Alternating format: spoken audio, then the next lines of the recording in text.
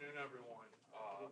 Welcome to BSides San Antonio. Before we begin, I want to give a quick shout out to our platinum sponsors, Island and St. Mary's, for helping us make this event possible. We are also grateful for our sponsors of Black Hill. I'm turning the mic. I'm turning the mic over to Trisha Ivy as they discuss not a tool problem, the human side of cybersecurity. Please give me a warm welcome to Trisha.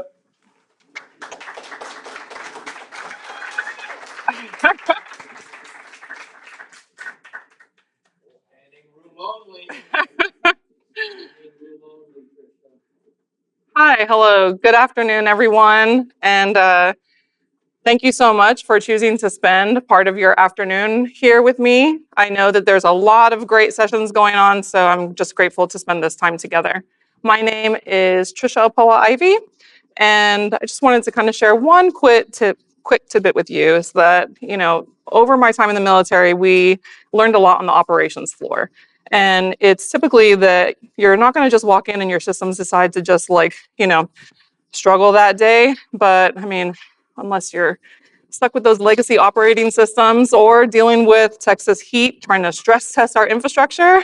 And I'm not sure about you all, but if your walk over here, says anything, you might be feeling that a little bit too. So I guess my point is that systems are going to give us signals, but humans are too.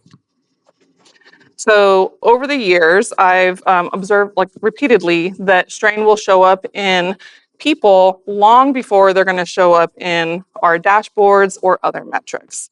And many of our conversations in cybersecurity, they focus on tools, they focus on threats, we focus on what's next. And it's understandably so. That is the world that we're living in today. But I wonder that with our focus so much on tomorrow, what are we missing that is happening today and that's needed today? So this afternoon, I just want to explore the simple idea of what if not every problem is a tools problem. So again, my name is Trisha Apoua Ivy, and before we jump in, I want to share just a little bit about who I am and some of the context about where these observations are coming from. So I'm originally from American Samoa, and I'm a retired Air Force veteran. I spent 25 years in the military, and my background is in intelligence and cyber operations, but most of my work today focuses on leadership, culture, and continuing to engage with students who are preparing to enter our field. And what I'm sharing today, this is not a bunch of research findings. This is not some magical truth that's coming forward. These are just observations that have been shaped based off of how I believe performance and sustainability happen in higher pressure environments. And so today, what I'm asking from you all is just to come and join me and consider them in that spirit. So these are observations and questions that I think are worth exploring together during our time. So like I mentioned, today's conversations in our industry, they have us deeply focused on the future. And again, it makes sense. We are a rapidly growing field, and it's only natural that we find ourselves thinking about what's next, whether that's AI, whether it's emerging threats, cloud environments, innovation, or future capability. All of those things are valid. None of it's wrong. In fact, I do think it's necessary, but what I think that we miss when we're so focused on what's coming next is what I mentioned before. We're too focused on tomorrow, and so it's too easy to overlook what's happening and needed today. All those things that we're building towards, the AI, the innovation, the future capability, they don't exist independently from all of the people, all of you in this room, everyone who's here at this conference. They don't exist independently from all of us who are expected to make those things possible. So it's ultimately led me to begin thinking about performance differently. So I want to keep our focus today on the humans behind the machine.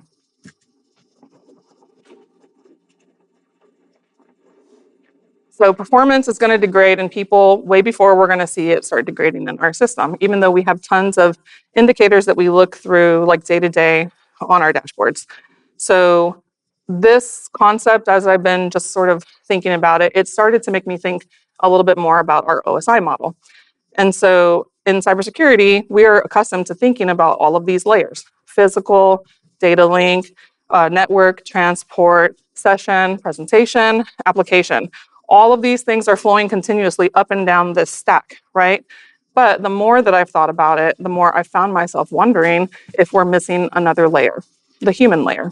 So I know that we make a lot of references when we're talking about security, where humans are the weakest link in security, but that's not what I mean today. What I'm talking about is not humans as another vulnerability.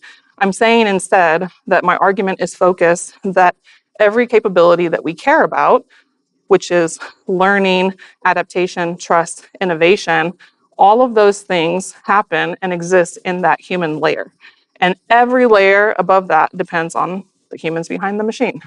So there's a lot to unpack there, and I honestly think that that's part of a larger conversation for a different day, but that's okay.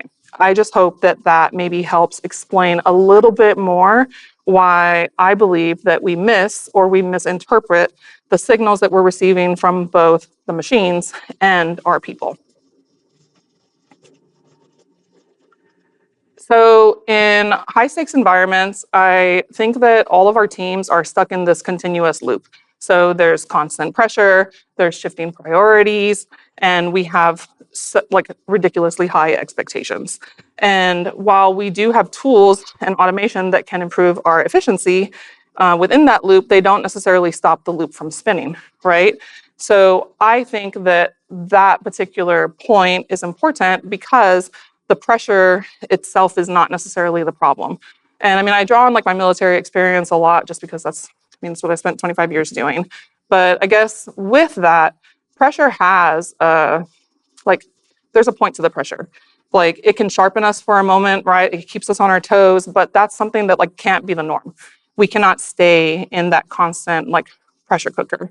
So what happens is that we end up with priorities that are constantly shifting and everything is becoming urgent and there's like no opportunity for recovery, like recovery for ourselves, right?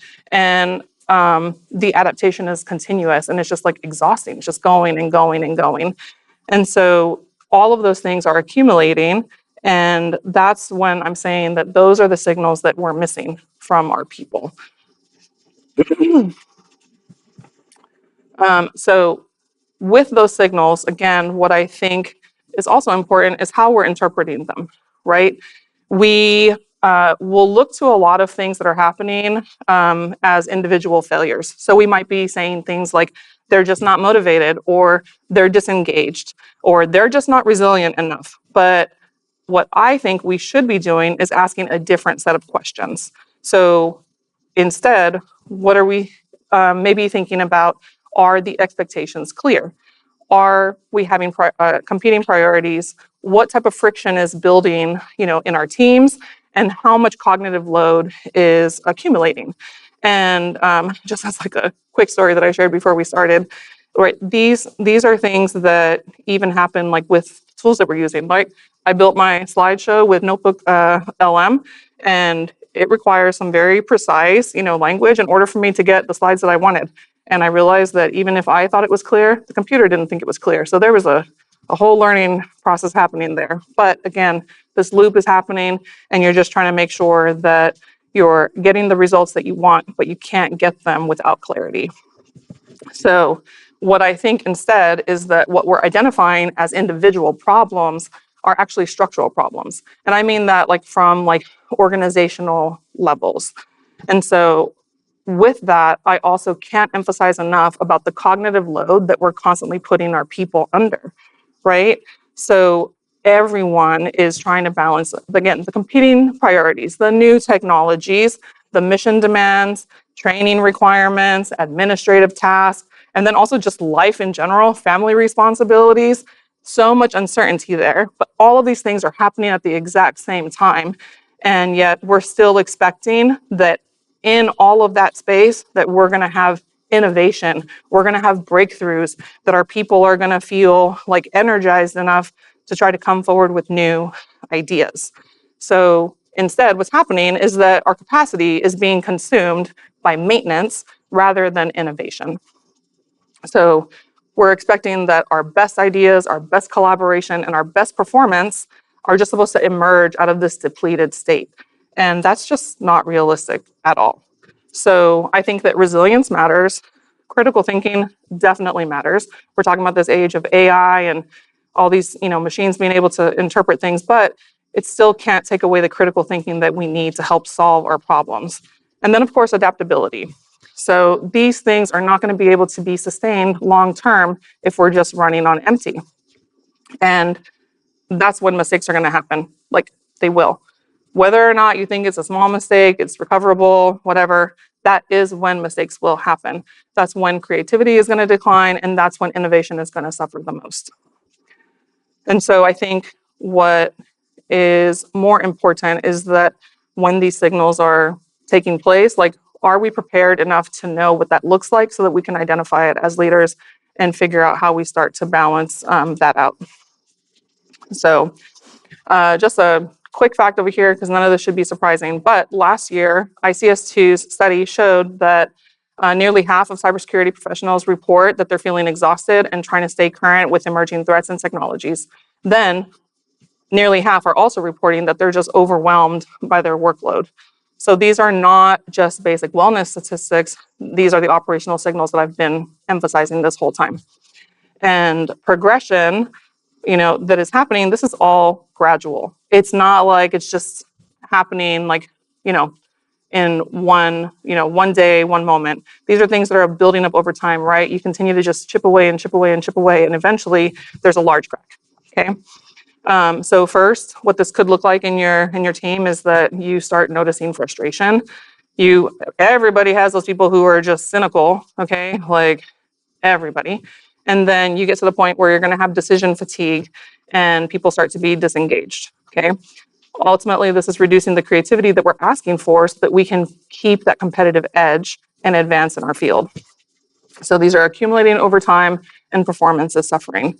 So that's why paying attention to all of these things matters. And that's why I think that, again, we need to really focus on the humans behind the machine. So when we miss these signals, we're also misdiagnosing the problem. And so I think that this means that our people are spending all of their energy maintaining in a very reactive state. We're not able to try to be proactive to keep up. And there's so much that's left out in order for us to continue to build into the future. And so that's why I keep circling back to this. It's not just about burnout. It's not stress. It's not capacity. Like, all of those things are true. It's not about burnout or stress. It is about the capacity. And the capacity that we have remaining, that's where our learning and our progress, gets to come from. That's where you get to be adaptive. That's where you get to be innovative. And you just have a chance to actually feel like your brain can expand. And so I guess all that to say, ultimately, all of the capability that we're asking for, it depends upon the people until Skynet takes over, but we're not there yet. So I think that capacity deserves way more attention than what we're giving it right now. So one thing, I mentioned that I stay engaged with students who are sort of entering this field. This is all the way from like middle school, high school, college, right? So we're talking about like some really, young humans here in the loop. But I realized that a lot of the things that I've been kind of talking about, I'm sort of mentioning them from like an experienced professional lens, but I think that this pressure that I've been explaining, it's happening much earlier. And so before we even get these young adults who are able to actually, join our workforce, even middle school and high school students are saying, how do I get experience? How can I find an internship? What should I learn next? And how do I know that I know enough, right? And so it's a different stage in the game, but it's the same pressure. And so just like, I think 3 days ago, just this week, okay, I got asked by a colleague, they said, hey, my son is actually getting ready to graduate from UTSA. They have a cybersecurity degree, but they have really been struggling to find a job. And so, do you know of any intro level positions? And I just, it's not, there's so many stories that are like that.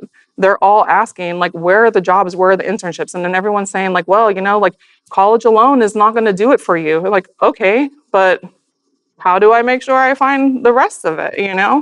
Um, and so I guess I say all of that we really have a problem with making sure that opportunities that are young adults need, or even people who are transitioning through careers as older adults, like anyone at any intro level stage in the game, that they have access to resources that are going to make them competitive and able to find a job.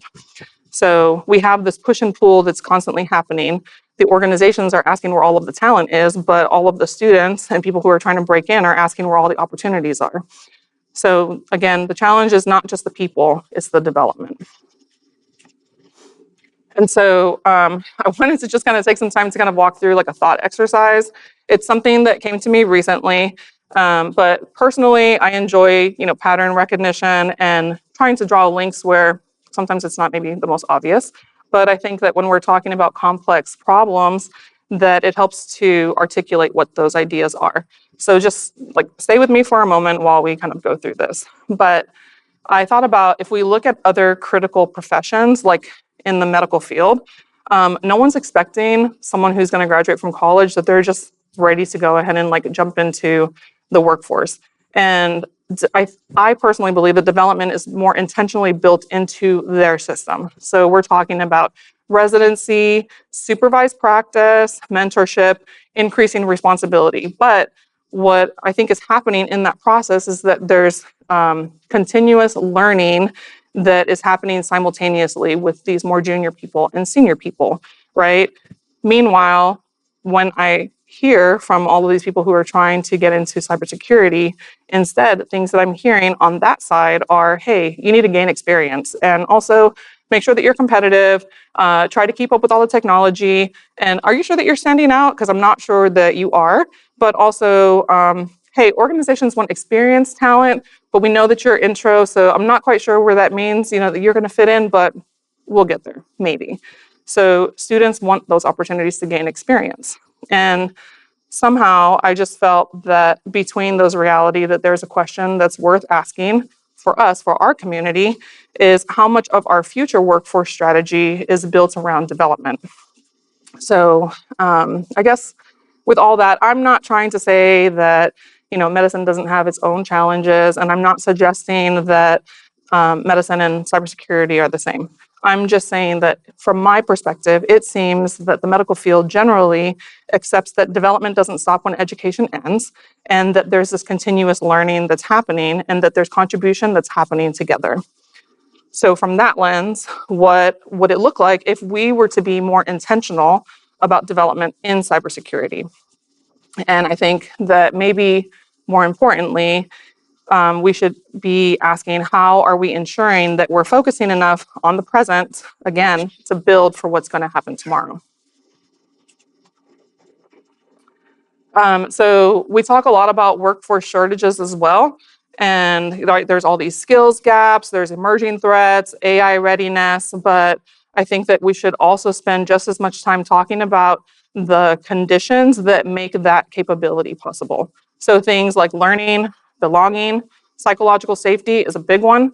Again, I've talked about cognitive load, cognitive space a lot, development, and trust.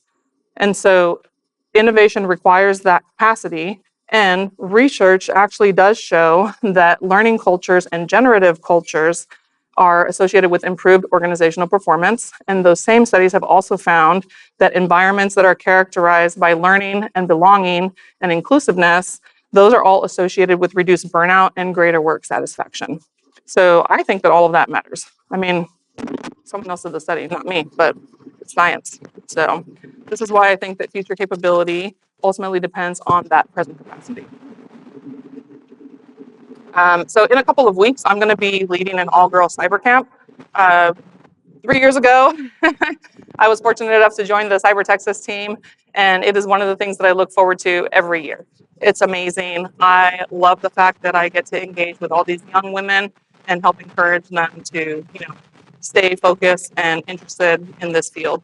And another thing that I just found so shocking in my very first year is that when I asked every single one of the girls in my camp, how many of you guys, or how many of you girls have someone who like currently works in cybersecurity? All of them raised their hand. Every single one of them. And I was like, oh, wow, that's great. And what I also found out is that every single one of those people that they knew, it was a man in their life, whether it was their dad, their uncle, brother. And on top of that, none of them could tell me exactly what they did.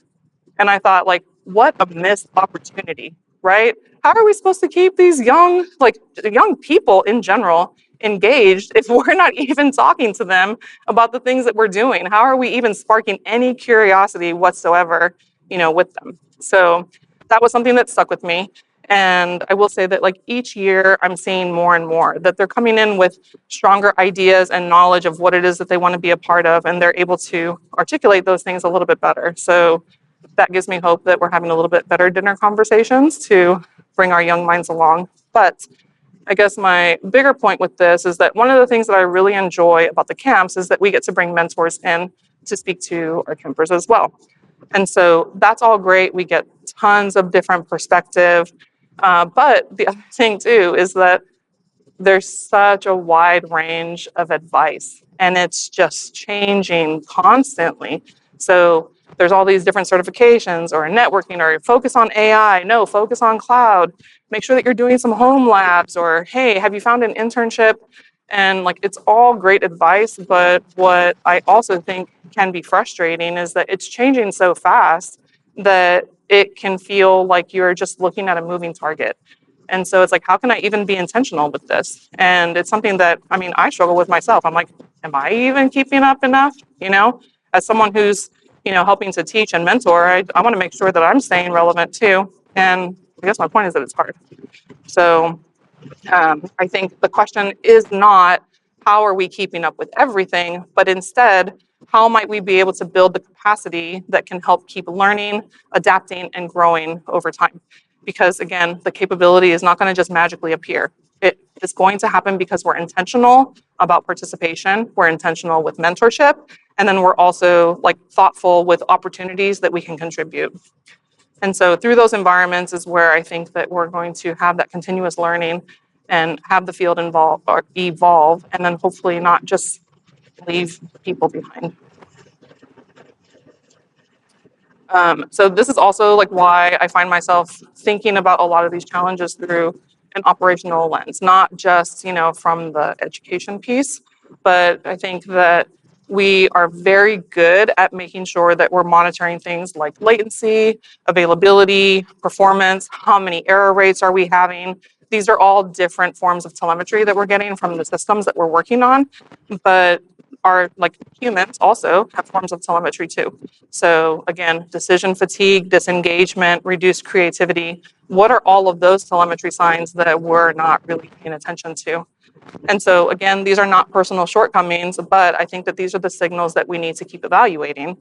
And it is also a reminder to myself, and when I have these conversations with people, that we shouldn't be designing environments that depend on one single exhausted human to carry everything, because that's what's happening. I've just seen it so much. And I get it, I have maybe a small lens, but I hear it from other people too. Everyone's just tired. So we would never expect any type of uninterrupted performance from any of our systems without some type of maintenance, right? So if we're knowing that we're going to make sure that we have maintenance on our systems, why are we not building in maintenance to our human systems too? So with that, I guess the point is that we're expecting this uninterrupted hustle from people. We're saying, hey, get out there, move, grind, and you're going to hustle for your worth every single day. And that's fine. Again, for a little bit, the hustle's great, but it's tiring too. So I think that if we have leaders here in this room one of the most important things that you can do as a leader is make sure that you're paying attention to what are the signals that you're seeing, not just from your systems, but from your people too, and evaluating what are they trying to tell us. So again, I don't think that change itself is the problem, and I don't necessarily think that innovation is the problem. But the point is that we are changing faster than we're intentionally developing the people. And so I think that there are a lot of organizations that are doing this well. I'm not saying that we're just like completely hard broke, right? We have apprenticeships, we have internships, we have mentors, all of these things. But again, how visible are these opportunities to everybody? How are we understanding what those pathways are telling us? And then how are we making sure that we're communicating them so that people understand, like, what is the course that I can take? And then they can actually like have a good informed decision on how they want to, move forward. So if we don't know that they exist, then how can we know that people are benefiting from them? And this study here, it shows that the US currently faces a cyber workforce gap of roughly 700,000 positions. And globally, we're saying that that number approaches 4.7 million. That's a huge jump, but it's, I don't know, just wild to me. So again, the organizations are saying, hey, where's the talent? And everyone else is saying, like, well, where's the opportunity? Like, how are we trying to find like that happy middle and help bridge this gap? So the studies also show that this is not just a head count. Again, it's back to capability, and capability is not going to just magically appear. It has to be cultivated.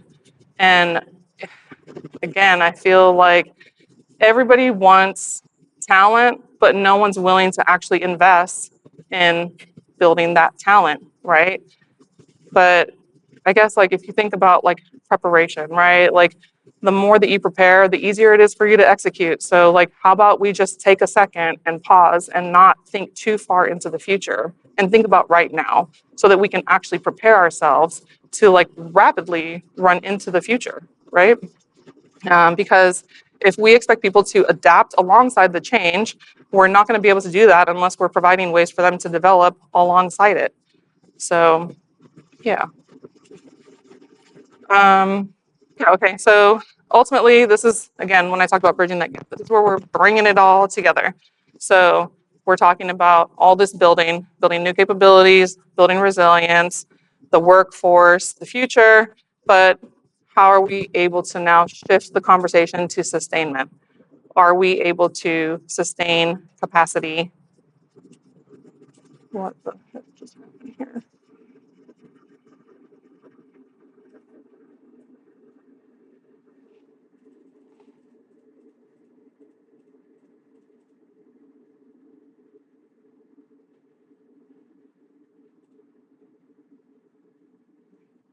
Okay, yeah. Are we able to sustain capacity? Are we able to sustain learning? And are we sustaining our people? And what are the conditions that we are actually setting inside our organizations, work, school, anything, summer camps, all of it. What are the conditions that we are actually developing right now to help sustain the future that we are hoping to grow into? And so, like I said, systems give us signals and people do too. But I think one of the most important questions that we need to ask ourselves is, are we actually paying attention? So maybe the future of cybersecurity is not about the next tool or the next threat or the next technology. Maybe it's about how we're willing to actually develop, support, and sustain all of the people, all of you, everyone here, everyone in San Antonio, and the rest of the world that we have here, and making sure that we're making all of those things possible. Because supporting the human capacity is not separate from progress. It is the progress it is what makes the progress possible for us to move into sustainment. So with that, I'd be happy to continue the conversation afterwards. Connect with me on LinkedIn or share any of your experiences with me because, like I said, I'm still learning too. So thank you all.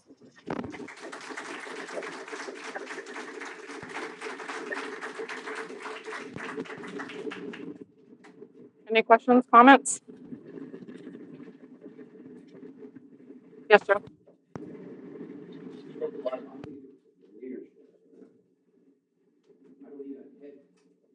Need you to raise your hand, but I'm guessing a lot of people in the room felt some of the things that Trisha brought up.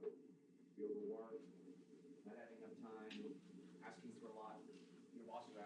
on. So my question is more on if you're the individual who's going through these things that you brought up that I think so eloquently stated that we need to pay attention. I know your leadership role looked at, that was your job. Mhm. If you're the individual who's having trouble, who having issues, needs to help, Mhm. needs to be able to reach out, what are your suggestions to those individuals who are experiencing those issues that you're bringing up? Any stage of their career, you should have mentors, one or more, so both above you and below you. So reaching out to mentors can help when you run into those kind of issues. Mhm. Yeah, I agree. And just like I don't know, a quick story about like working like on the cyber operations floor with our intel and cyber airmen. They are so committed, like to the mission. They love what they're doing. And I think that I have not found anybody who, like, I get the stats say like people are tired, but people genuinely like love what they're doing. It's cool. Like there's all these like different things that we get to do. You can, develop things that help you make or that make you feel like you're more effective. You're more, I don't know, like agile in your job. But they also feel like it's not okay for them to kind of like take a step back. And it's just interesting. Like I spoke with an operator one time and they're like, well, chief, I can't take this time off because I have to work this op. And I'm like, well, first of all, like you're not even really supposed to be working an op past like 12 hours, but they love it so much that they're willing to stay on, right? Like they want to be there and they want to do that. And so they're just like stuck in this like spot where they know that there's these other things that they need to do to take care of themselves, their families, their health, but yet they love the mission. And then we're so like strapped for personnel that they feel like they can't step away either. So it's just, I don't know, it's a really like rough area to be in. But I think that I just have always tried like as a leader just to hopefully create a safe space where they can at least like have that dialogue. But it's just like, it's so complicated, like the 16th Air Force or NSA or whatnot, there's just like all these different layers that you're trying to work through. And again, it's just exhausting, but I don't know. I think it's great that we just have people who are so committed to our craft, but like, how can we like help them not burn out, So, yeah. Yeah, exactly.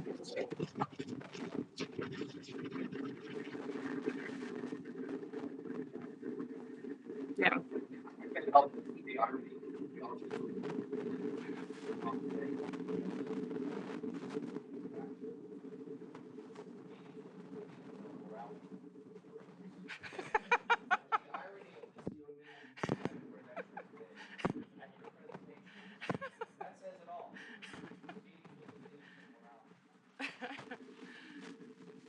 Yeah. Yeah. So I mean, like, I don't have all the answers. I just feel like I just think that we need to have an open dialogue, So how are we keeping the dialogue going? How are we looking at creative solutions? How are we making sure that we just take a second, like take a second and breathe? Like I guess like for me, I measure everything about like, is someone gonna die? Because literally like in the military, that's what you're thinking. Like, is someone gonna die because of this? And I mean, 99 times it's probably not gonna happen. So like, yeah, you can take a second to breathe and try and figure some things out. Because again, we don't want to like burn out. We don't want to get to the point where we're having critical, grave mistakes that are happening that can result in loss of life. Yes.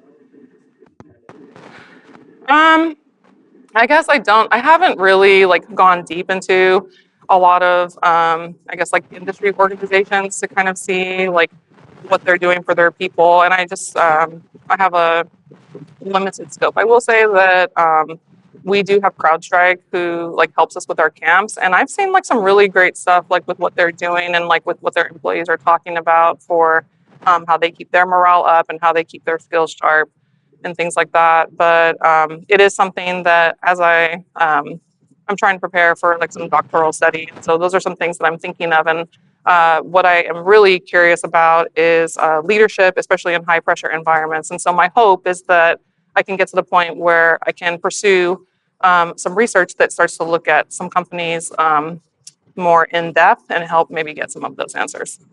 Yeah. Any other questions, thoughts, comments?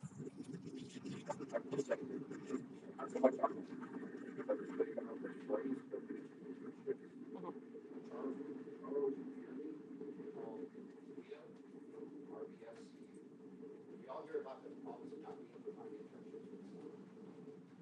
RBFCU had 31 internships available for college students. That is unheard of. 31 at one place.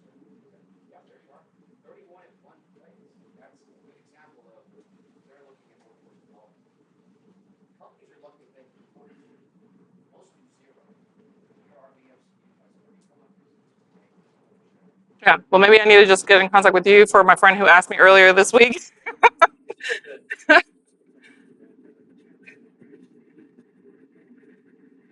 Okay, awesome.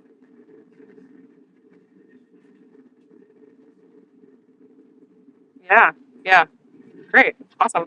Yeah, don't leave. I'm gonna come find you. Question?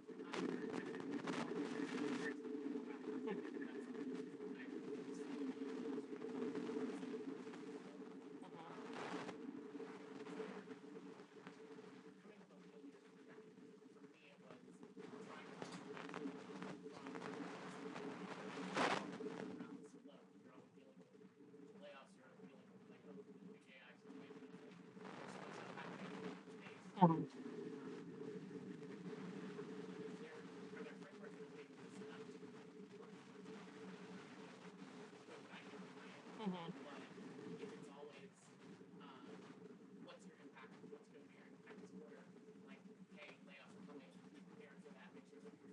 Mhm.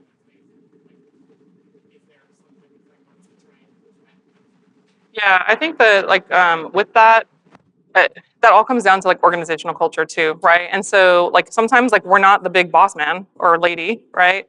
And so you can only kind of control like your small sphere of influence, right? So like I think that one, showing up as even a team leader, right? Like showing that you give a damn, doing whatever it is that you can, again, in your sphere of influence, that ultimately can help morale, right? At least they know that they have someone who has their back.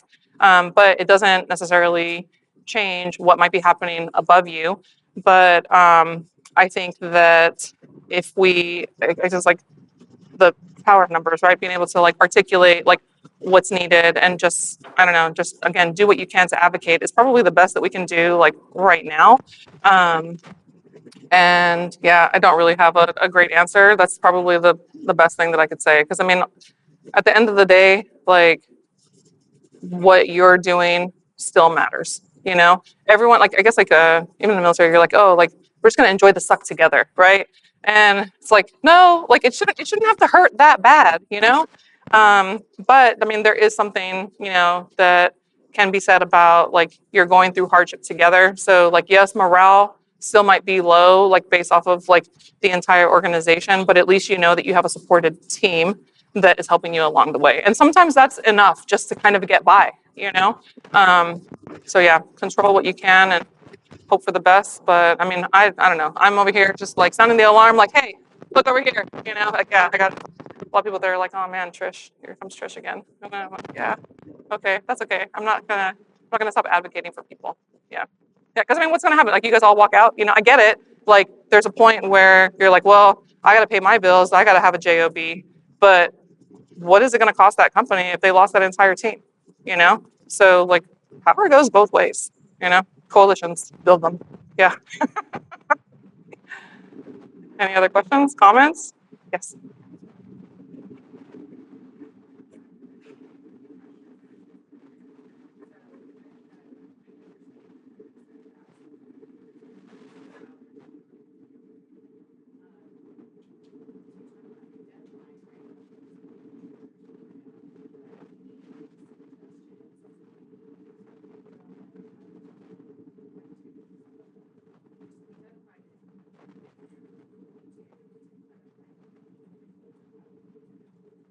Mm. Yeah. Yeah. I guess like sorry, did you have oh yeah.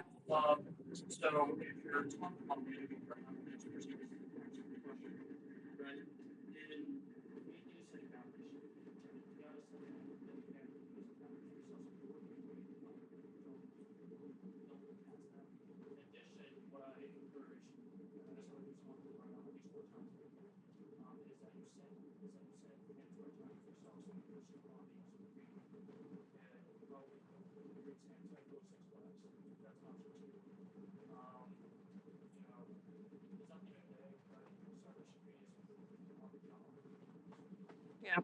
Yeah, I mean, for myself personally, I mean, I went like my transition was actually like really crazy. I had so many different life events that were happening, and I guess like things that helped me was knowing that I actually had a supportive team, right? Like I did not for once think that any of the people that were a part of my team or organization were incapable, right? So there was like at least like some trust there, knowing that like I needed to take a knee and I needed to figure out some things like for myself and that things were going to be okay.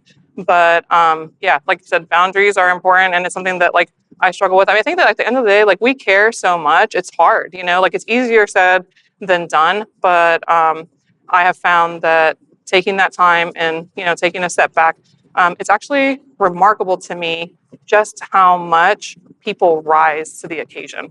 Right? We don't even give them the opportunity to do that. So, like again, yeah, I'm going to take some time and I'm going to take a breather and not work or figure out some things for myself. I personally like to go and go to the ocean, go to the pool. Water is like my healing space. But yeah, I just think that we're full of this like control, and we're not allowing people that opportunity to rise. And I think that it's hard for people to recognize that just because it's not your way doesn't mean that it's still not okay. It's a very pragmatic approach, right? Like if it works, then it works. But like, are we giving or are we having enough trust and courage to allow ourselves to say like, no, this is our boundary, but also guess what? People are able to actually like rise and actually do things like sometimes like most of the time way better than I would have even imagined. Okay. And I think that that's beautiful. And I think that we need to do a lot more of that. Because like I said, pressure serves a purpose, right? People will figure things out under pressure. I'm just saying not keep them there for the entire time. So, yeah, thank you for that question. Yeah.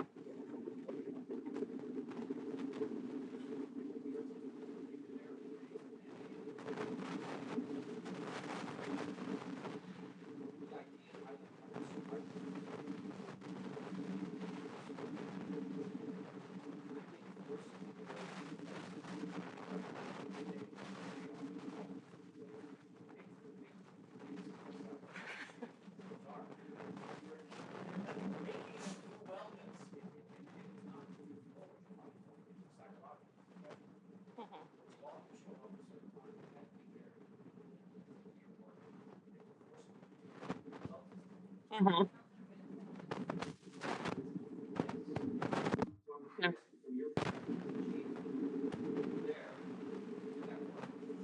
Yeah, I mean, like people complain, you know what I mean? But I guess like the thing is that like you're always going to get complaints when there's some kind of change that's happening.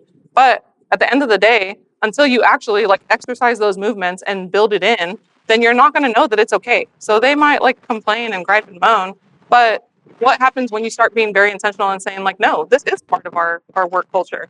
You know, like do they actually have a chance to like relax into it and know that like, hey, this is okay? So I think it's a little bit more of like, hey, it's a shock to the culture because that's not what we're used to. But if we're intentional and we're starting to build that in, then do they just accept it a little bit more? You know? No, exactly. Yeah, yeah, yeah.